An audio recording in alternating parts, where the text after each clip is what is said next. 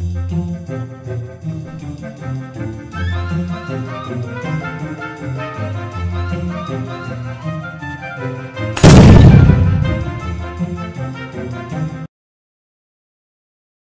students, how are you? Hope you all are safe and happy with your families. और हम पूरी कोशिश कर रहे हैं कि इस माहौल में भी आपकी लर्निंग जो है वो नहीं रुकनी चाहिए एंड होपफुली आपको हमारा ये एफर्ट जो है वो अच्छा लग रहा होगा, समझ आ रहा होगा, आपके लिए बेनिफिशियल होगा। आज हम आपका माइक्रो इकोनॉमिक्स का थर्ड सेशन शुरू करने जा रहे हैं, जिसमें हम मेनली जो कर चुके हैं इकोनॉमिक्स, इकोनॉमी और उसकी बेसिक कंसेप्ट के कुछ छोटे छोटे क्वेश्चंस हैं, उस पर और ज़्यादा एक्सप्लेनेशन से हम बात करेंगे। देखिए, आज हमारा जो है थर्ड सेशन है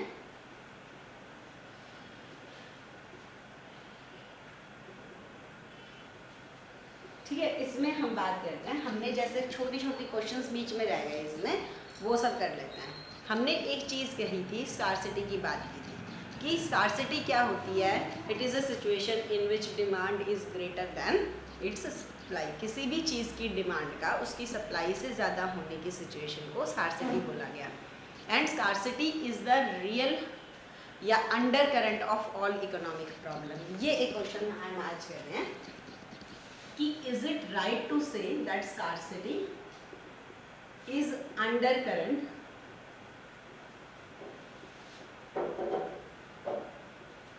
ऑफ ऑल इकोनॉमिक प्रॉब्लम, कि जितनी भी हमारी तरीके की इकोनॉमिक प्रॉब्लम है, मेनली इकोनॉमिक प्रॉब्लम है कौन सी वो भी हम देख लेते हैं।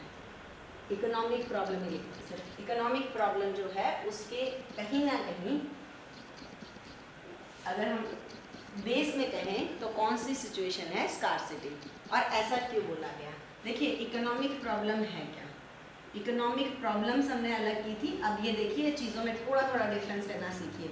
वो हमने करा था सेंट्रल प्रॉब्लम्स ऑफ इकोनॉमी, अब हम पढ़ रहे हैं central problem, not as problem, of economics, पूरी इकोनॉमिक्स की सब्जेक्ट की। सेंट्रल प्रॉब्लम ऑफ इकोनॉमिक्स जो है, सेंट्रल प्रॉब्लम ऑफ इकोनॉमिक्स, ये सब्जेक्ट वाली बात जो थी उसके बारे में बात कर रहे हैं। ये हमारी जो प्रॉब्लम है ये है problem of choice. We have to choose always, problem of choice.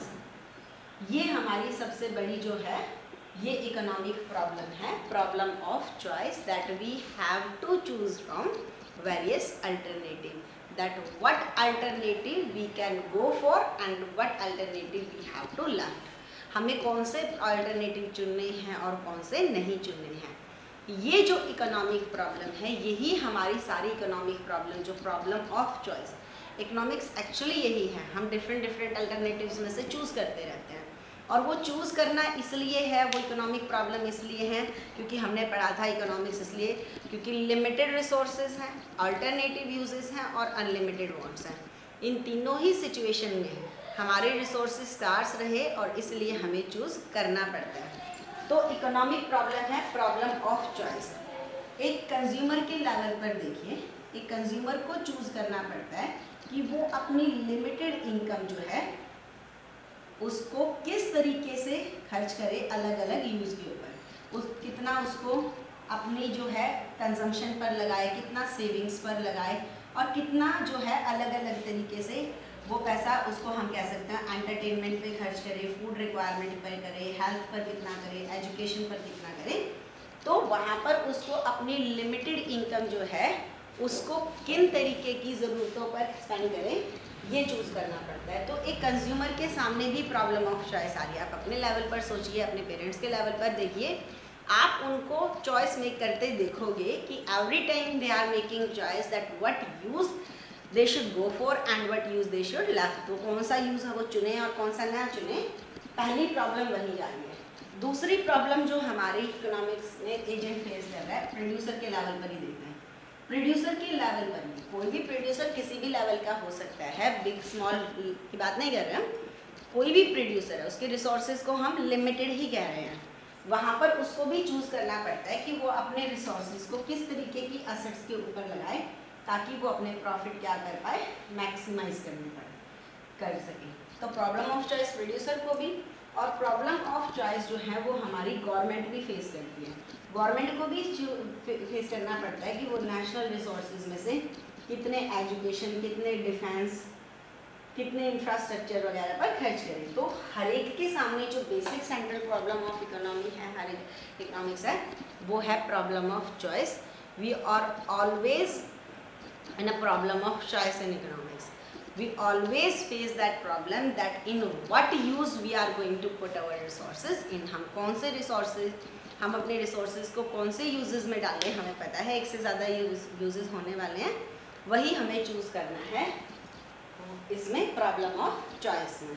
problem of choice simply वही कि हम कौन से uses के अंदर अपने limited resources को लगाएं। और सही में कहें, स्कार्सिटी जो है वही अंडर करंट है सब इकोनॉमिक प्रॉब्लम को। If there would have been no scarcity then there would no need of economics. हमें शायद इकोनॉमिक्स की ज़रूरत ही नहीं पड़नी थी। अगर रिसोर्सेज एबिडेंट में होते तो हमें चूज़ ही नहीं करना पड़ता कि कौन सा यूज़ लें और कौन सा नहीं, फिर तो हम सभी ले पाते। तो हमारे सामने तीनों इकोनॉमिक एजेंट के सामने जो प्रॉब्लम अराइज हुई वो अराइज होती है यहीं से कि हम किस तरीके की चीज़ों के अंदर हम अपने रिसोर्सेज को लगाने वाले हैं। तो प्रॉब्लम ऑफ चॉइस यही है। तो scarcity and problem of choice are inseparable, इनको आप अलग नहीं कर सकते हो। चीज़ें स्कार्स हैं इसीलिए हमें चूज़ करनी पड़ती हैं, क्योंकि हम चूज़ कर रहे हैं वो कर ही इसलिए रहे हैं क्योंकि रिसोर्सेज क्या हैं, स्कार्सी हैं। तो ये जो चीज़ें होंगी कि problem of choice and scarcity, the both problem are inseparable, ये एक साथ ही चलने वाली चीज़ें हैं, इनको हम अलग अलग नहीं कर सकते हैं। एक चीज़ आपकी ये हो गई। उसके बाद आप कभी ये सोच के देखिए, ये हम थोड़ा सा अगर पीछे जाएं, इकोनॉमिक्स की इवोल्यूशन कहाँ हुई, इकोनॉमिक्स के फादर किनको मानते हैं हम, एडम स्मिथ। लिख लीजिए आप, ठीक है। एडम स्मिथ है, उन्होंने बुक लिखी थी 1776 जो है, उसमें एक बुक आई थी, an inquiry into nature and causes of wealth, into nature and causes of wealth, या वेल्थ ऑफ नेशंस नाम से ये मेरी चलती। तो ये बुक्स का प्रॉपर पूरा नाम है। तो उसके बाद Adam Smith is known as father of economics. तो वहाँ पर उन्होंने कुछ बेसिक चीज़ें क्लियर करी कि स्कार्सिटी जो है हमारी, वो और प्राइजेस किस तरीके से जुड़े हुए हैं। कौन सी चीज़ है जो किसी भी कमोडिटी के प्राइस डिसाइड करती है। आप खुद सोच के देखिए कि आपका इसको एक नाम दिया गया था डायमंड एंड वाटर पैराडॉक्स। क्या नाम है? और ये थोड़ी सी बेसिक्स हो जाएगा, प्रॉपरली आपको यूँ नहीं है कि सेम टॉपिक ही मिलेंगे, अलग अलग बुक की राइटर में थोड़ा सा आगे पीछे हो जाता है, लेकिन यहाँ का टॉपिक बहुत इंपॉर्टेंट रहेगा। यहाँ पर हम चीज़ें कह रहे हैं कि उन्होंने इस चीज़ को कि हाउ स्कार्सिटी अफेक्ट प्राइजेस, और प्राइजेस और स्कार्सिटी का क्या रिलेशन है, इसके लिए उन्होंने एक नाम दिया डायमंड एंड वाटर पैराडॉक्स। हमें क्या लगता है कि कौन सी चीज़ के प्राइजेस बढ़ने चाहिए, एंड वाटर पैराडॉक्स, चीज़ों की जो कीमतें डिसाइड होती हैं वो किस चीज़ से डिसाइड होती हैं, कौन से वो फैक्टर या एलिमेंट होते हैं जो किसी चीज़ को महंगा या सस्ता बना देते हैं। क्या हम चीज़ों को इसलिए महंगा खरीदते हैं, ज़्यादा पैसा देना खर्च कर चाहते हैं क्योंकि वो चीज़ें असेंशियल हैं? क्या चीज़ों के प्राइजेस उनके असेंशियल होने से रिलेट करते हैं या कोई और फैक्टर है? आप में से बहुत सारे अभी भी अगर मैं कहूँ तो बताइए, अगर आपको किसी चीज़ के लिए ज़्यादा प्राइस देना है तो क्यों देंगे? आपको लगता है कि चीज़ों का असेंशियल होना ही उनके महंगा होने का कारण है, तो ये गलत है। ऐसे नहीं होता है, असेंशियल होने के कारण चीज़ें महंगी नहीं हो रही हैं। अगर असेंशियल होने के कारण चीज़ें महंगी होती तो हम सबसे ज़्यादा सनलाइट के लिए, एयर के लिए, वाटर के लिए, इनके लिए कीमत दे रहे होते। फिर डायमंड इतना महंगा क्यों होना चाहिए था? ये तो कोई एसेंशियल कमोडिटी नहीं है। तो it is scarcity that attracts prices. इसका आंसर है दिया जो एडम स्मिथ ने, वो उन्होंने कहा scarcity attracts prices. Scarcity attract करती है प्राइसेस को। चीज़ों को एसेंशियल होना महंगा नहीं बनाता है। सनलाइट और एयर के बिना आप नहीं जी पाओगे, फिर भी हम उसके लिए कोई कीमत नहीं दे रहे हैं। पानी कितना सस्ता हम है, या तो उसकी कोई कीमत नहीं दे रहे हैं या बहुत कम दे रहे हैं, उसकी रीज़न है कि अभी तक ये रिसोर्सेज स्कार्स नहीं है। इन चीज़ों की डिमांड की कंपैरिजन में इनकी सप्लाई चेन बढ़िया चल रही है, तो हम कोई कीमत दे ही नहीं रहे हैं। तो यही चीज़ है डायमंड वाटर पैराडॉक्स में उन्होंने बताया कि डायमंड जो है नॉन असेंशियल होने के बाद भी पूरी अर्थ की सबसे कॉस्टली चीज़ों में है, और वाटर दुनिया की सबसे ज़्यादा लाइफ के लिए सबसे ज़्यादा असेंशियल चीज़ होने के बावजूद भी near about free of cost available है। इसके पीछे कौन सी थ्योरी काम कर रही है? ये थ्योरी थी स्कार्सिटी। तो स्कार्सिटी अट्रैक्ट्स प्राइजेस जो चीज़ की है, हम चीज़ों के गुण नहीं उनकी सिचुएशन पर प्राइजेस डिपेंड करते हैं। देखिए बहुत सिंपल सा एग्जांपल ले लेते हैं, टमाटो का एग्जांपल लीजिए। वही तो टमाटर होता है, एक टाइम पर वो 20 रुपये किलो चल रहा होता है, फिर 40, फिर 100 भी बिकता है। तो वो कौन सी चीज़ है? क्या उसके न्यूट्रिशनल फैक्ट बदलते रहते हैं? क्या हम उसकी अलग अलग कीमत देने के लिए तैयार हैं? The thing that change the prices that is scarcity. एक टाइम पर डिमांड के कंपैरिजन में सप्लाई ज़्यादा आ गई, चीज़ के प्राइसेस कम। डिमांड सप्लाई ठीक ठाक चल रही है, चीज़ों के प्राइसेस भी ठीक ही चलेंगे। और जब भी ये होगा कि सप्लाई चेन में गड़बड़ है और डिमांड बहुत ज़्यादा है, उस केस में उस चीज़ के प्राइसेस बढ़ना शुरू हो जाएंगे। तो यहाँ पर सिंपल सी चीज़ है, 2 क्वेश्चन आज के हमने मेनली किए और यही आज हम समझ रहे हैं। हमने कोई बहुत बड़ा नया टॉपिक नहीं शुरू किया, कल से हम इसका टूल समझेंगे पीपीसी।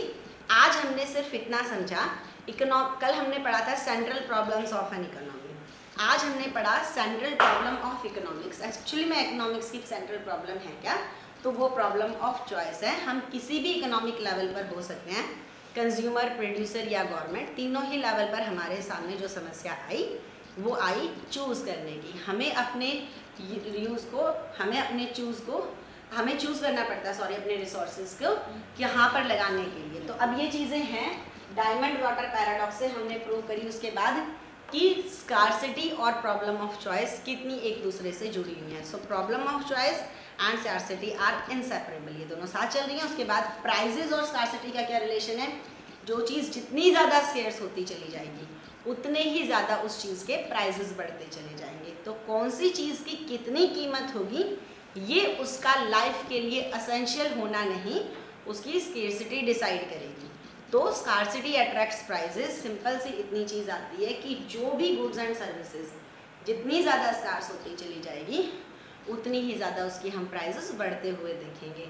और अगर कोई चीज़ सस्ती है या फ्री ऑफ कॉस्ट मिल रही है, इसका मतलब ये बिल्कुल भी नहीं है कि वो नॉन एसेंशियल है। सिर्फ इतनी सी बात है कि उस चीज़ की जो डिमांड है उसके कंपैरिजन में सप्लाई ज़्यादा है, इसलिए हमें वो चीज़ बहुत सही रेट पर या सस्ती या बिल्कुल फ्री में मिल रही है। तो ये हमारा आज का टॉपिक पूरा होता है, जहाँ पर हमने समझा स्कार्सिटी के बारे में, प्राइजेस के उसके रिलेशन के बारे में और प्रॉब्लम ऑफ चॉइस के बारे में। आपको कितना सही तरीके से समझ में आ रहा है आप कमेंट बॉक्स में ज़रूर शेयर करिए, ठीक है। और आप इसको सही तरीके से पढ़िए, साथ साथ नोट्स बनाइए और शेयर करिए। Okay, thank you, all the very best.